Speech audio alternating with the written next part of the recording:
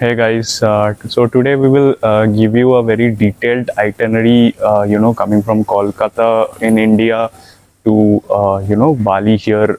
So basically, we had booked a flight, Air Asia flight, uh, from Kolkata to Kuala Lumpur, and then from Kuala Lumpur to Denpasar, Bali. Okay, so basically the flight rate was around 70,000 Indian rupees at that time, and we had booked it through Skyscanner. So basically, it lets you see the cheapest flight at a particular day and lets you book through it. So we had booked it through that. So basically, our journey started at around midnight. It was around 12:45 a.m. Indian Standard Time, and we had reached around 7:15 a.m. in Kuala Lumpur, Malaysia. And from there, we had boarded another flight, which took like around 3 hours from Kuala Lumpur airport to Denpasar, Bali. When you arrive at Bali, for Indians, you have visa on arrival, and it had costed around 5 lakh Indonesian rupees, which is equal to around 2700 in Indian rupees. So basically, you need to show your passport, which is like valid for more than 6 months, and you need to have a boarding pass. And also you need to show your return flight ticket to get a hassle-free visa. So we received our visa, which was like for 30 days. And then from airport, it was around 10 to 20 minutes drive from airport to our resort, which is Rishata Resort and Spa here in Bali. So this is located in Kuta. And when we arrived, we had our lunch, and then we moved out to see the German Pintai beach. Not sure my pronunciation is correct, but I will link it. So we went to that beach. It was around 10-minute walk. So it was a very nice and serene beach, which great views. So you could check that out. So post that, so we came back to the resort. So this was like our day one of the trip. Okay, now going to day two, we will give you a detailed itinerary of day two. So day two was really an amazing day. So basically, we had booked, the tour of Nusa Penida. So there are like two kinds of tour in Nusa Penida. So you can go to the west side of Nusa Penida and the east side of Nusa Penida. Okay, so we booked the west side of the Nusa Penida tour via an agency called Dolphin Bali. We would link their contact number and as well as their address here in Bali. You can get in touch with them. It was really a nice experience. They had picked us up from the hotel lobby at around 6:30 a.m. in the morning, and then when we went to the harbor here, and then from there they had provided the cruise, Bali Dolphin cruise. They have their own cruise they provided us, and via that we went to the Nusa Penida. It took us around 35 to 40 minutes from the mainland of Bali to reach the Nusa Penida island. Once you reach the Nusa Penida island, there people will be waiting with a placard on your with your name on it, and then you can like get in touch with that person, and that person will drive you through that island. So it's a huge island, and you need a car or a scooty to like travel throughout the island. And there are 4 spots that we opted for. First was that iconic Kelingking beach, the picture postcard of Bali that you see in all travel websites and all. So that was a beautiful beach, the Kelingking beach, overlooking the T-Rex cliff and pristine coastlines. So it is one of the iconic and the best places in Bali. So that was one of the places. Next we went to the Broken Bridge and the Angel Billabong. So Angel Billabong is it was a beautiful rock formation and a little cove known as the Broken Bridge, where the water is like coming in and out of that cove. So it was like a spectacular sight to watch. So you must visit that in that island of Nusa Penida.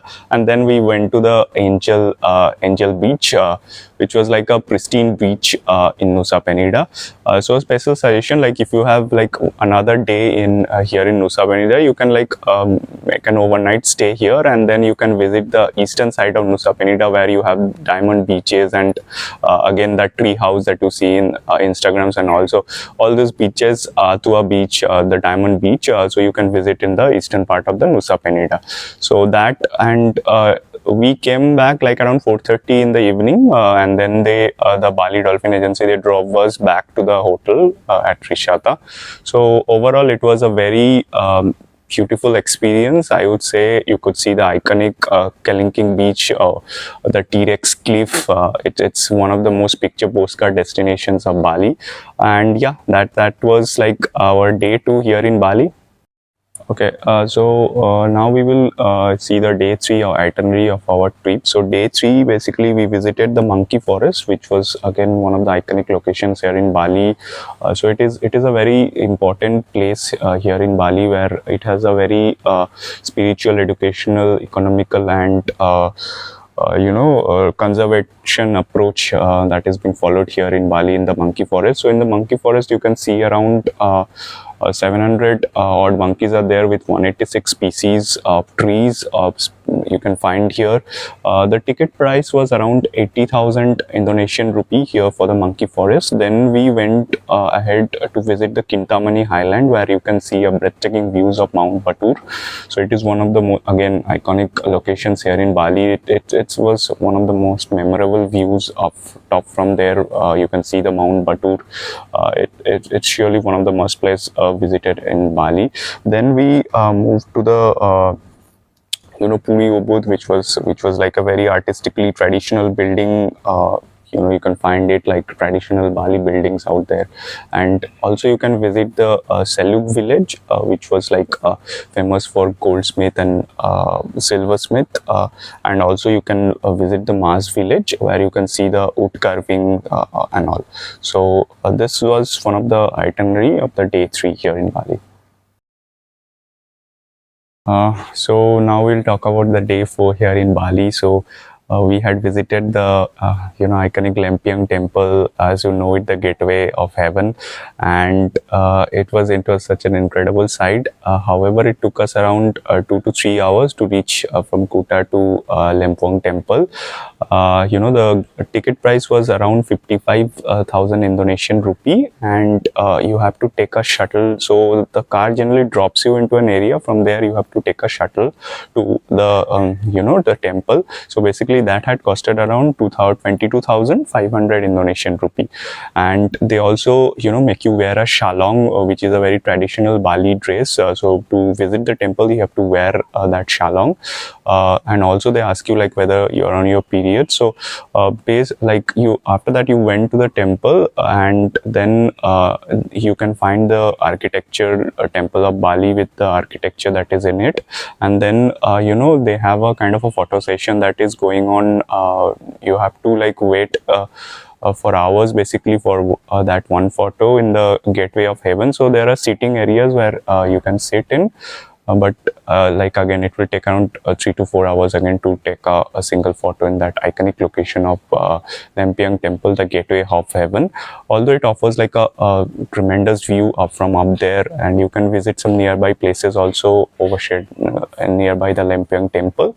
And post that we went to the Titha Ganga. So it's another one of the finest places in Bali. So you meanwhile while returning you can also visit that. So that was majorly our day 4 itinerary here in Bali. Now we will see the day 5 itinerary here in Bali.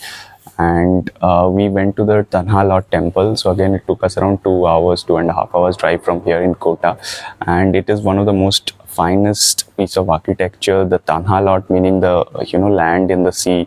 So it's basically a rock formation over which the temple is situated, and it's amidst the ocean. And you can see the pristine shorelines and the tides lashing against the temple that is situated on that rock, which is like amidst the ocean only. It's one of the finest architecture here in Bali, the Tanha Lot temple. The ticket price was around 50,000 Indonesian rupee, and there are like breathtaking breathtaking views of the cliffs. You can like roam around, so it's a like a large area, so it's one of the finest destination and highly recommended to visit. So to go, like, take your time, visit all the places in the Tanhala temple. So yes, so post the Tanhala temple, we went to the Uluwatu temple, another one of the most iconic and highly recommended destinations here in Bali. So basically you can watch the sunset here, much recommended. Again, it has a pristine beach that you can see over the cliff. And also, you know, post that we saw the Kichak dance, which is an iconic dance, fire dance here in Bali, depicting the tales of the Ramayana. It's one of the finest and you know, iconic dances and here in the Uluwatu temple. So there are two sessions to that. So we opted for the 6 p.m. session, which was the session 1, and it has costed around 1,50,000 Indonesian rupee per person to watch the Kichak dance. And also the ticket price to the Uluwatu temple was around 60,000 Indonesian rupee. So yes, a fun-filled day 5 here with the Tanhala temple and the Uluwatu temple. So for the Uluwatu temple, just be careful. There are like sneaky monkeys there, so they jump over you, take your stuff. So yeah, be a little careful and just let's go and watch the Tanhala and Uluwatu temple here in Bali. It's amazing locations. Yeah, so that was around our day 5 here in Bali. If you like this content, what we are doing and the information that we are providing, if this is any value addition to you, do consider liking, commenting, you know, sharing and subscribing to our channel. Yeah, that would help us grow. Thank you.